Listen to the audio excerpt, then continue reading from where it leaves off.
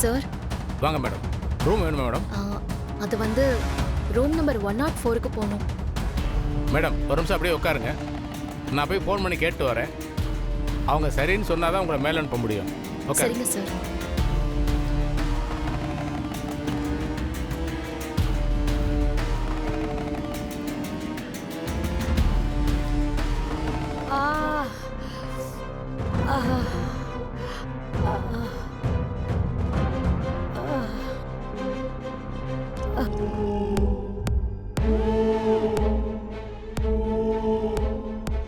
சொல்லு மேடம், நீங்கள் சொன்ன மாதிரியே அந்த பொண்ணு ரூம் நம்பர் கேட்டு ராஜிக்கு வந்திருக்காங்க மேடம்.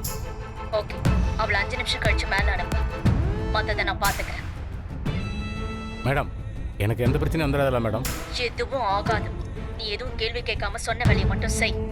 Okay madam.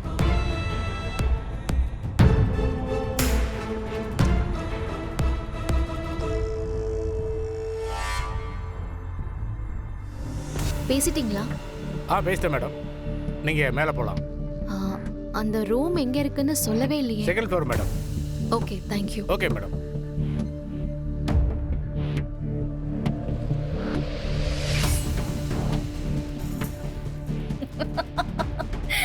உன் பார்வையிலேயே என்ன அப்படி எரிச்சிருவ போல இருக்கே. பவானி, பாரதி எதுவும் பண்றத விட்டு. என் கேரக்டரையே நீ புரிஞ்சுக்க மாட்டேங்கிற. நான் பாரதி எதுவும் பண்ண போறதில்ல. ஆனா நடக்க வேண்டியது தன்னால நடக்கும். உனக்கு சரியா புரியலன்னு நினைக்கிறேன். இப்ப புரியும் பாரு.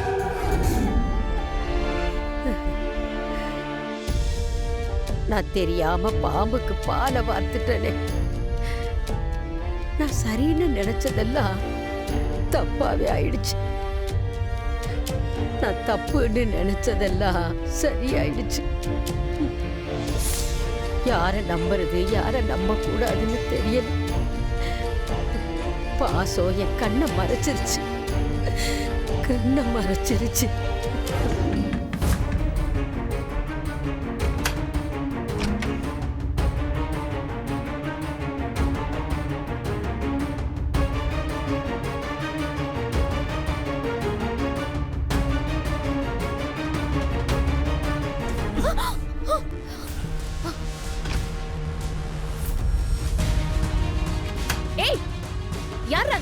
என்ன பாரதி இப்படி கேக்குற?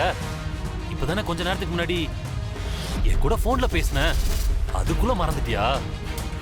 இவ்வளவு நேரம் உனக்காக வெயிட் பண்ணிட்டு இருக்கேன்னு தெரியுமா? ஆமா, வர்றதுக்கு ஏன் இவ்வளவு நேரம் ஆச்சு?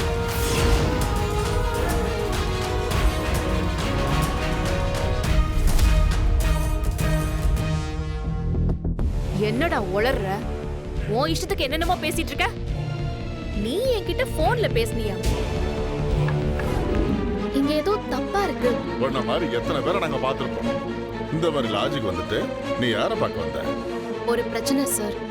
அது சம்பந்தமா துரைன்னு ஒருத்தரை பார்க்கறதுக்காக தான் நான் இங்க வந்தேன். ஓ, அப்படியா? சரி, நீ பார்க்க வந்த ஆள் எங்க?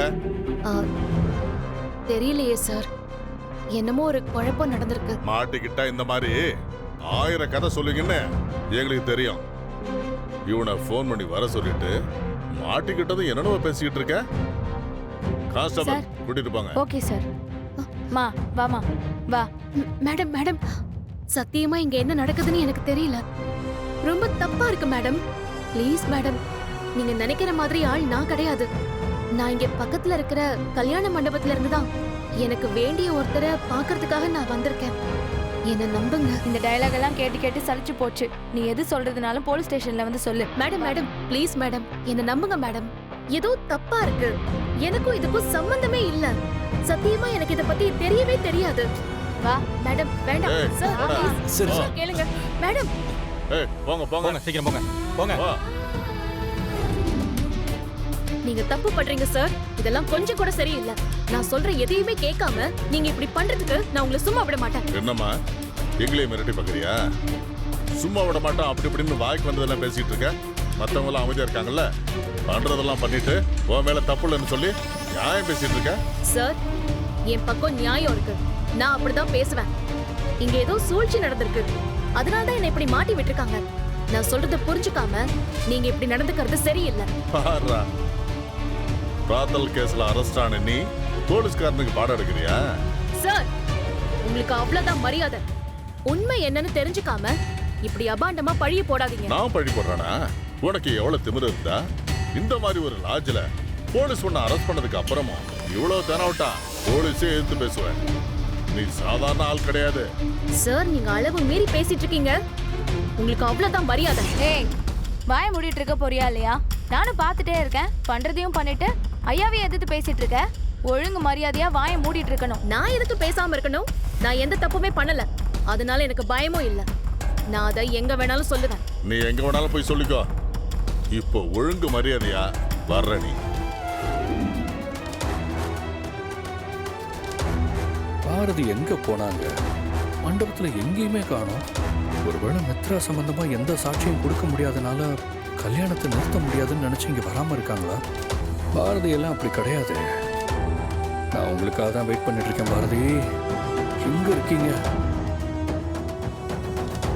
ரொம்ப நாள் நான் கண்ட கனவு இன்னைக்கு நினைவாக போகுது.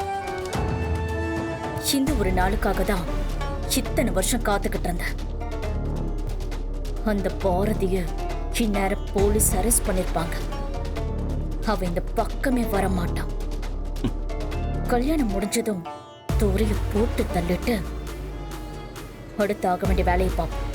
ஆமா மேடம், இந்த கல்யாணம் முடிஞ்சாதான் எல்லாருக்குமே நிம்மதி. பவானி, நீ அதுக்கப்புறம் இன்ஸ்பெக்டர் கிட்ட பேசுனியா? அங்க லாட்ஜில் என்ன நடந்துச்சுன்னு தெரிஞ்சுதா?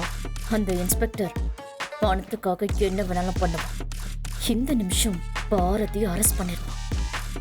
அவகிட்ட வேணும்னு ஏதாவது பிரச்சனை பண்ணி அவ கழுத்துல இருக்கிற தாலியும் அறுத்துருவான். என்ன அந்த கண்கொள்ள காட்சிய பார்க்க முடியாம நம்ம இங்க இருக்கோம். இந்த ராஜேஸ்வரி அம்மாவையே காணோம். அந்த அம்மா இருந்தா கூட நான் போய் உண்மையை சொல்லிடலான்னு பாக்குறேன். இப்ப என்ன பண்றதுன்னே தெரியல, ஒரே பதட்டமா இருக்கு.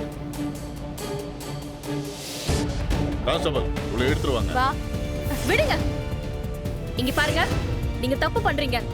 இந்த விஷயத்தை நான் சும்மா விட மாட்டேன். என்ன ஏதுன்னு விசாரிக்காம அரெஸ்ட் பண்ணி கூட்டிட்டு போறது கொஞ்சம் கூட சரி கிடையாது. நானும் போனா போதுன்னு பாத்துக்கிட்டு இருக்கேன். நீ அளவுக்கு மீறி பேசிட்டு இருக்க. இவங்களை கூட தான் அரெஸ்ட் பண்ணிருக்கேன். இவங்க அமைதியா இல்ல, நீ மட்டும் ஏன் ஓவர் ஆடிட்டு இருக்க?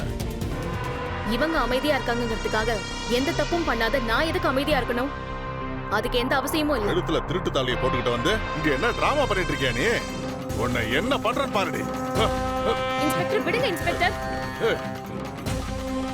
கெட்டிபாலம் கெட்டிபாலம் கெட்டிபாலம் மாங்கல்யம் தந்து நானே